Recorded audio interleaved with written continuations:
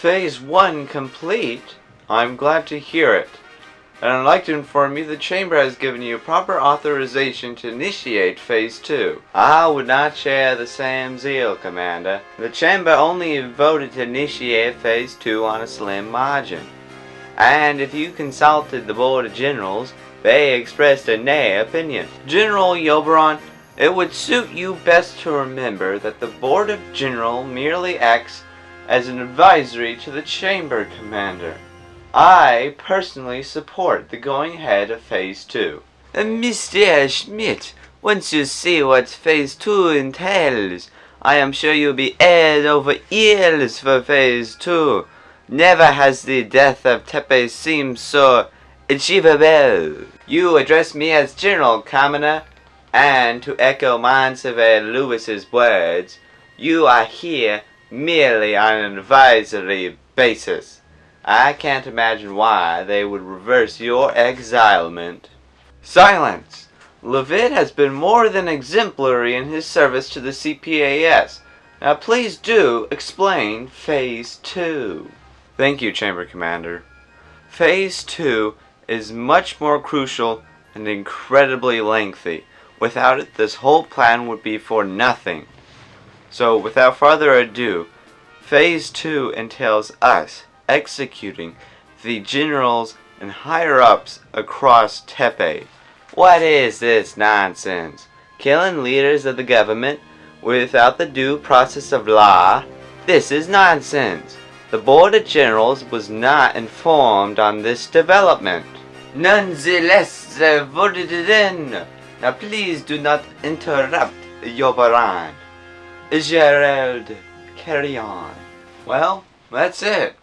We just have to make sure we cover our tracks and do it in an unexpected and sustainable way. You have my go-ahead. Now if I understand, the possible time frame for Phase 2 is 5 years, if I'm not mistaken. Not quite, Mon Surveyor Lewis. We just have to create ample instability in Tepay that the Tepayans will be sitting aquatic fowl in the light of a CPAS invasion. 2 years at max. And then the Republic of Tepay will be no more. We got 2 ships here, man. Surely that can do something. And don't forget about all that star gas. The CPAS can outrun that in an afterthought. As far as I see it, we have but one option, and that is to reload and go back on the run. We just have to see how far we can get. Maybe we could get to an ally. The only way to any of our allies is through our enemies. It would be definitely a death sentence to backtrack to the Republic of Tepay as well. We could go to Zeta Fiber. He's only 100 light years from now, and we can probably reach the periphery of his territory before running out of fuel. Too dangerous! We would fly too close to Delta Fiber, who, as you may remember, is currently on unfavorable terms with the Republic of Tepay. We could always play funky tunes to pacify their warring attitudes, dude. I think that get them to go with the flow. It seems the best action is to train these scientists how to fight. Our options are few, and only desperation has the proper answers. Welcome. I understand you're Greg Gibbons from the CPSS Traveler. It's terrible what happened here. But in other words, welcome to your new home, the CPAS home station. Thank you, General Kibo. I was wondering where's the log repository? It was not included in the briefing I was given. Please, just call me Philip. It's on deck 32, corridor 101. Now, there has been reason to suspect that Tepay spies have infiltrated our ranks, so please anticipate increased security check. I would assume so. This is a very important station, Philip. You hear that Hank Dunkeld was appointed governor of the CPAS exclave? It's nice he doesn't have something to do related to this ever-pointless war. The CPAS has existed with the Republic of Tepay in peace for such a long time. Why, since the War of the Long Pass. Tepay Trooper number 31, status updates. We need those ships in their top fighting condition if we want even a chance to win. The star gas has proven to be a viable alternative fuel. While unstable, it does increase output by 7%, while weapon effectiveness by 12%. Unstable? How unstable? We don't want to be flying death traps into a battle we can't even win. I'm sorry, but that is the only thing we can do to get the ships at maximum capacity. There's only a slight increase anyways. The neo-lithium core is exhausted. We have two ships. The Marooner is old, but so is the current neo-lithium core model we use. Surely a power transfer would be safer. We have investigated all options. I would not entertain a risky power source if it was not our only option. You have the go-ahead. I fear there's not much hope for us. Identification, please. Greg Gibbons. I am just here to drop off my daily report. I don't know why I can't just submit it digitally. This is the 21st century after all. It used to be that way, but then we learned it could be rerouted to a different server and then sold as sensitive information. We prefer a direct transfer. Your ID checks out.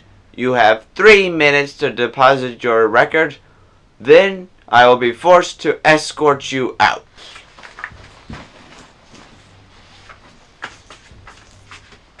Here it is. Oh, what do I take? Oh, here. Attack Plan Alpha. Current. That is sure to be useful. Mr. Gibbons, you're just depositing a log. For your safety, I suggest you hurry up. You have a minute left before I take action. I'm all done here. I'm sorry for the holdup. It is a very complicated security system, CPAS guard number 3. I am Lieutenant Ip Ip.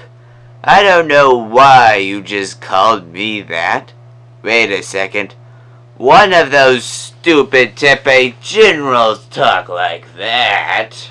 I am not a Tepay sympathizer or an anti-Levid radical. This is a CPAS. I want my rights respected. Where is my lawyer? The better question is, where's the empirical data supporting your allegation? Then why do you have CPAS Attack Plan Alpha in your quarters? Do you know what that has on it? Do you? The CPAS Attack Plan Alpha, I presume? Am I wrong? You have jokes, do you? Real funny. I have received a briefing that says your physical features do not resemble Greg Gibbons, but in fact resemble Lieutenant High General Liam Malus Domus Hammerhouse of the Republic of Tepay. Are you, in fact, him? I know the CPAS Book of Law. I request to have my lawyer, or I will not proceed to answer any more of your questions. Charter 216220. At times of war, the due process of law can be foregone if national security is at risk. Charter 22669. All tested to not be of CPAS nationality can be denied rights otherwise sanctioned. I have never heard of any such charters before. I want my lawyer, and I will certainly bring up fraudulent legal codes in my defense. These were voted in 2 months ago. I am authorizing transfer to holding facility number 3182. It is one of the most advanced and newest security facilities in the CPAS. They will want answers. I am not who you say I am.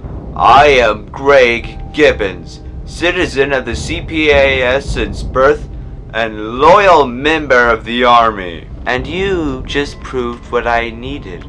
Greg Gibbons was an emancipated Omega Fiberian, granted emergency refugee status during the War of the Long Past and given citizenship when he joined the military. General Woodfield, the Tepay survey team has come for their scheduled meeting. Oh, send them in. I need to hurry this up quick. I have to supervise the repainting of the statue of me in the park. You are excused, Tepay Troop number 40. How do you do, Norman? I have brought my little friend with me. You're Bert Pachingo, head of CPAS Special Intelligence. How did you get in? Security, we have an intruder, security. We have been in Tepay since its inception. You just never noticed. Now please pipe down. No one can hear you, and no one is coming. This is impossible. Security, get back. I am armed, and I am not afraid to shoot. I will die for the glory of Tepay and all of my money. There is so much you do not know. There is so much no one knows. There is so much you won't ever get to know.